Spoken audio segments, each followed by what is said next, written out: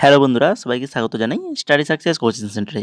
বন্ধুরা, তোমাদের যাদের এসএসসি জিডির এক্সাম সামনে রয়েছে, তো তোমাদের জন্য আবারও কিন্তু আরেকটি গুরুত্বপূর্ণ ক্লাস নিয়ে চলে এসেছি, যেটার এক্সাম হয়েছিল এই দেখো 26/2/2024, 26/2/2024 থার্ড শিফটে জিডির যে এক্সামটা হয়েছিল, সেই এক্সামে জেনারেল নলেজে যে কোশ্চেনগুলো ছিল সেগুলো নিয়েই আজকে আলোচনা করব। এটা আমাদের আজকে ক্লাস নম্বর 22। আগের ক্লাসগুলো তোমরা যারা দেখোনি তো অবশ্যই দেখে নেবে। তোমরা যারা জিডির এক্সাম দিতে যাবে, তো আমরা জিডির প্রিভিয়াস ইয়ার 2022 সালেও আমরা আলোচনা করেছি, দিল্লি পুলিশ আলোচনা রয়েছে। এছাড়া আমরা যে এই 2024-এ এমটিএসের জন্য যে ক্লাসগুলো করিয়েছিলাম লাস্ট দিকে, ঠিক আছে, ওই ক্লাসগুলো কিন্তু তোমরা অবশ্যই করে ফেলবে। দেখবে একটা প্লেলিস্ট করা রয়েছে, এমটিএস 2019-24 বলে একটা প্লেলিস্ট করা রয়েছে, সেই প্লেলিস্টটা কিন্তু অবশ্যই তোমরা দেখে যাবে। ওইটা তোমাদের জন্য গুরুত্বপূর্ণ রয়েছে। এবং তাছাড়া টপিক ওয়াইজ যে সকল নৃত্য বা বাদ্যযন্ত্র বা আমরা বিভিন্ন ফেস্টিভ্যাল নিয়ে যে আমরা মানে ক্লাসগুলো করিয়েছি, সেই ক্লাসগুলো কিন্তু দেখবে, সেগুলো কিন্তু অবশ্যই তোমাদের জন্য গুরুত্বপূর্ণ রয়েছে। এগুলো থেকে কিন্তু কোশ্চেন কমন আসবে। তো এবার চলো আমরা দেখে নিই আজকের ক্লাসের প্রথম কোশ্চেন কী রয়েছে। নিম্নলিখিত কোন আইকনিক নেপথ্য গায়ক যিনি তার মন্ত্রমুগ্ধ কণ্ঠ এবং মেরে সাপনা কি রানী কাব আয়েগি তু এর মতো ক্লাসিক্যাল হিট গানের জন্য পরিচিত? তিনি একজন সঙ্গীত পরিচালক এবং সুরকারও ছিলেন। তিনি হচ্ছেন কে? মোহাম্মদ রফি, মুকেশ, না হচ্ছে তালত মাহমুদ, না হচ্ছে কিশোর কুমার? তো বলো, মেরে সাপনা কি রানী কাব আয়েগি তু এই গানটা এটা কার? না, এটা হচ্ছে কিশোর কুমারের। কে? তাই তো? তাহলে অপশান নাম্বার 4 হয়ে যাবে এখানে সঠিক অ্যান্সার। আর কিশোর কুমারের আসল নাম কি? হচ্ছে অভাস কুমার গাঙ্গুলি। এরপর দেখো 2 নম্বর কোশ্চেন। 19 শতকে ওয়াজিদ আলী শাহের পৃষ্ঠপোষকতায় পৃষ্ঠপোষকতায় ড্যাশের স্বর্ণযুগ দেখা যায়। সেটা হচ্ছে কত্থক নৃত্য। তাহলে এখানে থেকে জানতে পারলে যে ওয়াজিদ আলী শাহ যিনি কোন নৃত্যের সাথে যুক্ত? হচ্ছে কত্থকের সাথে যুক্ত। তারপরে দেখো 3 নম্বর কোশ্চেন। ড্যাশ 2023 সালে ভারতের কেন্দ্রীয় মন্ত্রিসভা জাতীয় সবুজ হাইড্রোজেন মিশন অনুমোদন করেছে। ভারতের কেন্দ্রীয় মন্ত্রিসভা জাতীয় সবুজ হাইড্রোজেন মিশন অনুমোদন করেছে। এটা কবে? 2023 সালের কোন মাসে? এখানে মাসগুলো জিজ্ঞেস করেছে, মার্চ, জুলাই, জুন, না হচ্ছে জানুয়ারি। সঠিক অ্যান্সার কি? সঠিক অ্যান্সার অপশান নাম্বার 4, জানুয়ারি মাসে। তারপরে দেখো 4 নম্বর। সরকারে ড্যাশ হলো আগামী অর্থবর্ষের জন্য আশা করা আয় এবং আশা করা ব্যয়ের একটা বিবরণ। তো এখান থেকেই আমরা কিন্তু অ্যান্সারটা করে দিতে পারি। এছাড়া বাকি কী লেখা আছে দেখো, যা সরকারের বাজেট নীতি প্রকাশ করে, যা বৃদ্ধি এবং স্থিতিশীলতার দ্বৈত লক্ষ্য অর্জন করার জন্য। তাহলে সেটা কোনটা? সরকারের নীতি, না সরকারের আয়, না সরকারের পরিকল্পনা, না সরকারের বাজেট? কোনটা? না, সেটা হচ্ছে সরকারের বাজেট, যেটা হচ্ছে আগামী অর্থবর্ষের জন্য আশা করা আয় মানে আয় কতটা আসবে, ব্যয় কতটা হবে, সেটা হচ্ছে সরকারের বাজেট। তারপরে দেখো 5 নম্বর। ভারতীয় সংবিধান অনুসারে জীবন ও ব্যক্তিগত স্বাধীনতা সুরক্ষার অধিকার হলো। জীবন ও ব্যক্তিগত স্বাধীনতা সুরক্ষার এটা কিসের, কোন অধিকারের মধ্যে পড়ছে? এটা একটা ব্যক্তির মৌলিক অধিকার। এটা হচ্ছে ব্যক্তির মৌলিক অধিকার। এখান থেকে দেখে নাও, এই যে ধারা 21 অনুসারে বলা হয়েছে যে জীবন ও ব্যক্তিগত স্বাধীনতা সুরক্ষা। ধারা 21-এ রয়েছে জীবন ও ব্যক্তিগত স্বাধীনতা সুরক্ষা। ঠিক আছে? কোনো ব্যক্তিকে তার জীবন বা ব্যক্তিগত স্বাধীনতা থেকে বঞ্চিত করা যাবে না। ঠিক আছে? আইন দ্বারা প্রতিষ্ঠিত পদ্ধতি ব্যতীত, মানে আইন দ্বারা যে সকল পদ্ধতিগুলো রয়েছে, তো সেগুলো ছাড়া কোনো ব্যক্তিকে তার জীবন বা ব্যক্তিগত স্বাধীনতা থেকে কোনোদিন তাকে বঞ্চিত করা যাবে না। এটা ধারা 21-এ বলা রয়েছে। ধারা 21 দুটা অধিকার প্রদান করে, এক হচ্ছে জীবনের অধিকার, আর একটা হচ্ছে ব্যক্তির স্বাধীনতার অধিকার। তারপরে দেখো 6 নম্বর কোশ্চেন। ভলিবল খেলায় যদি কোনো সেটে পঞ্চম সেট ব্যতীত, ঠিক আছে, কোনো সেটে খেলা ড্যাশ করে সমান হয়, তাহলে সেটটি চলতে থাকে যতক্ষণ না কোনো দল অন্য দলের চেয়ে 2 পয়েন্ট এগিয়ে যায়। কত থাকলে, স্কোরটা কত থাকলে? না হচ্ছে 24-24 করে যদি সমান হয়, তাহলে সেটটা খেলা চলতে থাকবে যতক্ষণ না কোনো দল অন্য দলের চেয়ে 2 পয়েন্ট এগিয়ে যায়। ভলিবল খেলা, যেটা অবশ্যই মনে রাখতে হবে, দুটো দলের মধ্যে খেলা হয়, যেখানে প্রতি দলে 6 জন করে খেলোয়াড় থাকে ভলিবলে। এই ধরনের কোশ্চেন কিন্তু আসে। তারপরে দেখো 7 নম্বর কোশ্চেন। শুঙ্গদের দ্বারা ব্যবহার করা লিপি ব্রাহ্মী লিপির একটি রূপ ছিল এবং এটি ড্যাশ ভাষায় লেখার জন্য ব্যবহৃত হয়। শুঙ্গদের দ্বারা ব্যবহার করা লিপি ব্রাহ্মী লিপির একটি রূপ ছিল এবং এটি কোন ভাষায় লেখার জন্য ব্যবহৃত হতো? সংস্কৃত ভাষায় লেখার জন্য, দেবনাগরী।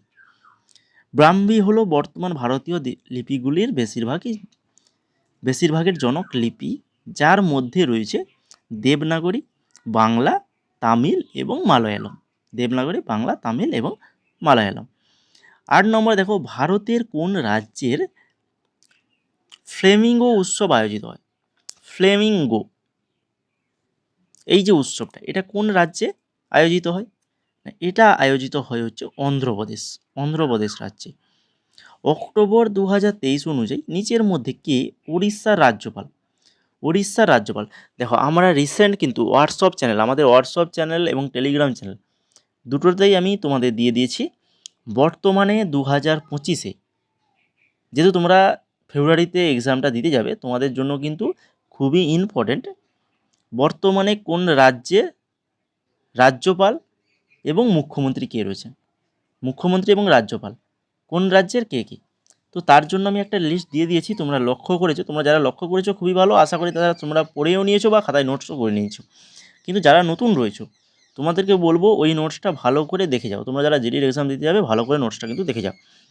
2025-এর সেটা কিন্তু বর্তমানে 2025-এর কোন রাজ্যের রাজ্যপাল কে রয়েছেন বা মুখ্যমন্ত্রী কে রয়েছে? তো এটা সঠিক অ্যান্সার হয়ে যাবে রঘুবর দাস। অপশান নাম্বার 3 হয়ে যাবে রঘুবর দাস। 10 নম্বর দেখো, 2011 সালের ভারতের জনগণনা অনুসারে ভারতের জনসংখ্যার গড় ঘনত্ব প্রতি বর্গ কিলোমিটারে জন। এটা কিন্তু বারবার এই কোশ্চেনগুলো বিভিন্ন আমরা এক্সামে পেয়েছি, তো আবারও এই এক্সামে এসেছে। তো সেটা হয়ে যাবে 382 জন প্রতি বর্গ কিলোমিটারে 382 জন। তোমরা যারা আমাদের টেলিগ্রামে জয়েন করোনি বা আমাদের হোয়াটসঅ্যাপ চ্যানেলে জয়েন করোনি, তো অবশ্যই বলবো দুটো চ্যানেলেই যুক্ত হয়েছে, যেখানে কিন্তু ওই বিভিন্ন রকমের ইম্পর্টেন্স নোটসগুলো পেয়ে যাবে এবং এক্সাম রিলেটেড যা কিছু আপডেটও কিন্তু ওখানেই পেয়ে যাবে। তো দেরি না করে জয়েন করে নেবে, ক্লাসটা করে নাও আগে, তারপরে জয়েন করবে। এবার দেখো 11 নম্বর কোশ্চেন, ভারতীয় সংবিধানের কোন ধারায় রাজ্যগুলিতে বিধান পরিষদের বিলোপ বা সৃষ্টির উল্লেখ রয়েছে? রাজ্যগুলিতে বিধান পরিষদের বিলোপ বা সৃষ্টির উল্লেখ রয়েছে, তো সেটা হচ্ছে ধারা 169। নিম্নলিখিত কোনটি এস ব্লক মৌল? কোনটা? তো এস ব্লক মৌল সম্পর্কে জানবো আমরা পরবর্তীতে, কোনগুলোকে আমরা এস ব্লক মৌল বলি। তো এখানে যেটা হচ্ছে সেটা হচ্ছে রুবিডিয়াম একটা এস ব্লক মৌল। এখান থেকে দেখে নাও, এস ব্লক মৌল, এই মৌলগুলি পর্যায় সারণী গ্রুপ 1 এবং 2-এ পাওয়া যায়। 1 এবং 2, ঠিক আছে। 1-এ কী রয়েছে দেখো, lithium, sodium, potassium, rubidium, caesium, francium. ভালোভাবে যদি একটু পড়ো, তোমরা নিশ্চয়ই পড়ে এসছো, তবুও আরেকবার রিপিট করে নেবে। Lithium, sodium, potassium, rubidium, caesium, francium, এটা গ্রুপ 1। আর গ্রুপ 2-তে কী রয়েছে বলো? বেরিলিয়াম, ম্যাগনেসিয়াম, ক্যালসিয়াম, স্টোনসিয়াম, আর হচ্ছে রেডিয়াম। বেরিয়াম, ম্যাগনেসিয়াম, ক্যালসিয়াম, স্টোনসিয়াম আর হচ্ছে রেডিয়াম, এগুলো হচ্ছে গ্রুপ 2-তে রয়েছে। তো এই 1, 2 এই যে মৌলগুলো, এগুলো কিন্তু প্রত্যেকটাই এস ব্লক মৌল। তারপরে দেখো 13 নম্বরে, ড্যাশ বিধবা পুনর্বিবাহ সংঘ 1861-র প্রতিষ্ঠাতা ছিলেন। 1861 সালে বিধবা পুনর্বিবাহ সংঘ প্রতিষ্ঠাতা কে ছিলেন? কেশবচন্দ্র সেন, মহাদেব গোবিন্দ রানাডে, ডাক্তার আত্মারাম পাণ্ডুরঙ্গ, না হচ্ছে দেবেন্দ্রনাথ ঠাকুর? এদের মধ্যে কি না, তিনি হচ্ছেন মহাদেব গোবিন্দ রানাডে, বিধবা পুনর্বিবাহ সংঘ প্রতিষ্ঠাতা। জাতীয় নৃত্য শিরোমণি পুরস্কার 2022 জিতেছে। জাতীয় নৃত্য শিরোমণি পুরস্কার 2022 জিতেছে কে না, তিনি হচ্ছেন অপর্ণা সতীশান। ভারতের প্রথম পঞ্চবার্ষিকী পরিকল্পনা ড্যাশের উপর ভিত্তি করে তৈরি হয়েছিল? প্রথম যে পঞ্চবার্ষিকী পরিকল্পনা নিয়ে আমরা অনেক নোটস দিয়েছি তোমাদের বা অনেক ক্লাস করিয়েছি। তো এটা হবে হ্যারোড ডোমার মডেলের উপর ভিত্তি করে তৈরি হয়েছিল। নিচের মধ্যে কে আইসিসি আন্ডার-19 মহিলা টি-20 বিশ্বকাপ 2023 জিতেছে? আইসিসি আন্ডার-19 মহিলা টি-20 বিশ্বকাপ 2023 জিতেছে কে না, হচ্ছে আমাদের ভারত জিতেছে, তো তাই তো নাকি? অপশান নাম্বার 3 হয়ে যাবে সঠিক অ্যান্সার, ভারত। 1969 সালে এমআরটিপি আইনের লক্ষ্য ছিল। এই আইনের লক্ষ্য কী ছিল? এই আইনের লক্ষ্য ছিল হচ্ছে একচেটিয়া এবং সীমাবদ্ধ বাণিজ্য অনুশীলন নিয়ন্ত্রণ ও নিয়ন্ত্রণ 1969 সালের এমআরটিপি আইনের লক্ষ্য ছিল। 18 নম্বরে দেখো 2011 সালে ভারতের জনগণনা অনুসারে ভারতের সাক্ষরতার হার %। ভারতের সাক্ষরতার হার কত শতাংশ?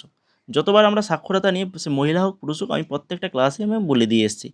টোটাল সাক্ষরতার হারটা কিন্তু এখানে জিজ্ঞেস করেছে, কোনো পুরুষ বা মহিলার নয়। টোটাল হচ্ছে 72.99 বা 73 থাকে অনেক সময়, তো 72.99%। ঠিক আছে, তো এবার দেখো 19 নম্বর কোয়েশ্চেন। ভারতীয় খেলোয়াড় অরুণা মিশ্র কোন খেলা খেলেন? অরুণা মিশ্র যিনি একজন মুষ্টিযুদ্ধ খেলোয়াড়। লাস্ট কোশ্চেন আজকের ক্লাসে 20 নম্বর কোশ্চেন। প্রধানমন্ত্রী Narendra Modi Sahibabad rapid extension Delhi Ghaziabad Meerut RRTS করিডোরের অগ্রাধিকার বিভাগের উদ্বোধন করেছেন 20 অক্টোবর 2023 তারিখে উত্তরপ্রদেশে। তো এই RRTS এর টি এর অর্থ কী? RRTS এর টি এর অর্থটা কি? ট্রানজিস্ট হয়ে যাবে অপশান নাম্বার 2 সঠিক অ্যান্সার। RRTS এর ফুল ফর্ম হচ্ছে রিজিওনাল র্যাপিড ট্রানজিস্ট সিস্টেম। ঠিক আছে, তো এই ছিল মোট আজকে টোটাল 20খানা কোশ্চেন, খুবই ইম্পর্টেন্ট কোশ্চেন তোমরা যারা এক্সাম কিন্তু দিতে যাবে। এছাড়া আমাদের বিভিন্ন যে নোটসগুলো দিয়েছি বা আগে এমটিএসে যে ক্লাসগুলো করেছি তোমাদের বারবার বলছি প্লেলিস্ট তোমরা পেয়ে যাবে ডেসক্রিপশানে, সেখান থেকে ক্লাসগুলো অবশ্যই দেখে নেবে। আর আজকের ক্লাসটা যদি ভালো লেগে থাকে তো এখনও যারা লাইক করোনি ক্লাসটা লাইক করতে বাকি রয়েছে, তো অবশ্যই লাইক করে ফেলো, বন্ধুদের মাঝে শেয়ার করে ফেলো, এবং কেমন লাগলো ক্লাসটা সেটা অবশ্যই কমেন্ট করে জানাও। তারই সঙ্গে আমাদের টেলিগ্রাম চ্যানেল এবং হোয়াটসঅ্যাপ চ্যানেল দুটোতে তো অবশ্যই তোমরা জয়েন করে ফেলবে, তাই কি না?